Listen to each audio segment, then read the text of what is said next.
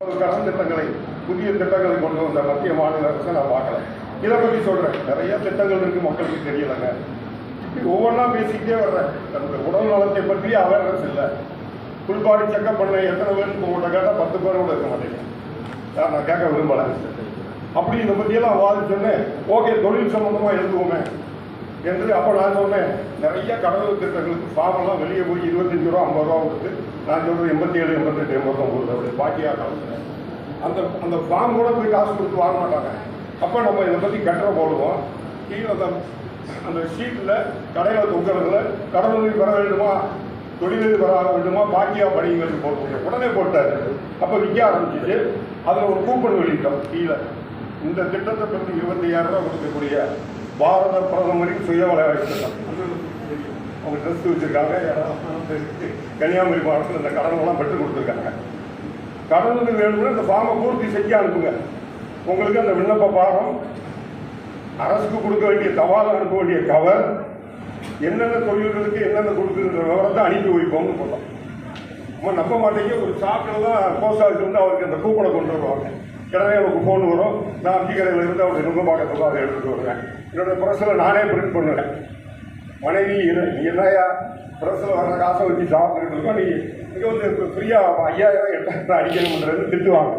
Cut piece paper 1 கட்டில் வாங்கிட்டு வந்து அதை பிரிண்ட் பண்ணி 50 பைசா போஸ்ட்டுக்கு அனுப்பிக்கிட்டே இருக்கேன். 3 ஆண்டு காலம் எத்தனை லட்சம் பேருக்கு அனுப்புனேன்னு தெரியாது. என்னுடைய வருமானமெல்லாம் அதுக்கு தான் செலவு பண்ணேன். ஆனால் எனக்கு கிடைத்த மகிழ்ச்சி இன்று வரை வச்சிருக்காங்க. எங்கேயாவது ஒருத்தர் இதை போட்டு உடனே ஒரு லோன் வாங்கிப்பார். ஒரு பாச கடை வச்சுருவார், ஒரு பியூட்டி பார்லர் உரமாக வச்சுருவாங்க, ஒரு தள்ளுவண்டி கடை வச்சுருவாங்க. உடனே அதையும் புகைப்படம் எடுத்து அடுத்த வாரம் அவங்களுடைய பேட்டியை போட்டுருவார். நம்ம பாக்கியா மூலமாக இந்த கடனை மதுரை மாவட்ட தொழில் மையத்தில் பெற்றுக்கலாம், இந்த கடை வச்சிருக்காரு இந்த கடையில். அது இன்று காலையில் தூங்கிட்டு இருக்க திடீர்னு என் பையன் வந்து உங்கள் நண்பர் இறந்துட்டாருன்றா அப்படியே ஒரு உயிர் போனது மாதிரி இருந்துச்சு. உடனே தூக்கம் வரல, எந்திரிச்சு உட்காந்துட்டேன். உடனே சரியில்லை. உடனே இந்த செய்தியை எல்லா நண்பர்களுக்கு அனுப்பின ஒரு ஃபோட்டோவை போட்டு இத்தனை ஆண்டுகளுக்கு முன்னால் அவரை போய் சந்தித்தேன். என்னை தமிழகம் வந்து பிரபலமாக்கினார். அவர் மூலமாக அதுதான் எனக்கு பெருமை. 100கணக்கான தொழிலதிபர்களை அந்த பத்திரிகை உருவாக்கிச்சு. அதன் பிறகு பல ஆண்டுகள் அந்த கூப்பன் வந்துக்கிட்டே இருந்துச்சு. அவருக்கு காணாப்பட்டு கொண்டே இருந்தாங்க. அவங்களுக்கு ஃபார்ம் தேவை, விவரம் தேவை. விவரம் இல்லையே, அவேர்னஸ் இல்லையே. இந்த கடனுதவி கிடைக்குது, மத்திய அரசு கொடுக்குது, இந்த கடனுதவி தாக்கோ கொடுக்குது, இந்த கடனுதவி ஸ்டாலின் அவர்கள் ஐயா அவர்கள் இந்த திட்டத்தை புதுசாக அந்த அம்பேத்கர் கொண்டு வந்திருக்காரு. இன்னும் ஆட்சி இன்னதை கொண்டு வந்திருக்காங்க, மக்களுக்கு தெரியலை. அதை ஐயா பாக்கியா அவர்கள் பாக்கியா பத்திரிகையில் செய்தது போல அண்ணன் அவர்கள் நீங்கள் எடுத்து பார்த்தீங்கன்னா நிறைய தகவல்களை பல்வேறு விஷயங்களை உங்களுக்கெல்லாம் இதை போட்டுக்கிட்டே இருக்காரு.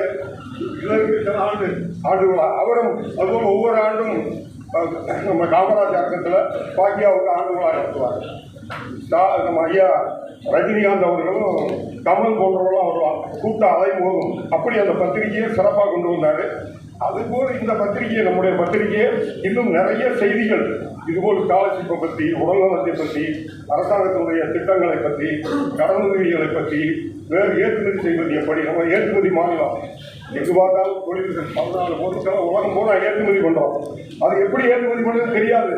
வடநாட்டு வரைக்கும் இதர மாவட்டத்திலிருந்து இங்கே வந்து அண்ணனுக்கு தெரியும். அவங்க மாவட்டமும் பக்கத்தில் இருக்க தென்காசி, நாங்குநேரி, தூத்துக்குடி எல்லாமே வாழை அதை வெளிமாநிலத்தவர்கள் வாழ்ந்து சிப்ஸ் தயார் பண்ணி அனுப்பிட்டு இருக்காங்க. அதுபோல் நிறைய விஷயங்கள் அண்ணன் அவர்கள் செய்து வர்றாங்க. இன்னும் மேலும் மேலும் புதிய தகவல்களை எல்லாம் கொடுத்து நிறைய வாக்காளர்களுக்கு இது போன்ற ஆக்கப்பூர்வமாக உதவி செய்ய வேண்டும் என்று கேட்டுக்கொண்டு அதிக நேரத்தை எடுத்துக்கொண்டே மன்னிப்பு கேட்டு விடைபெறுகிறேன்.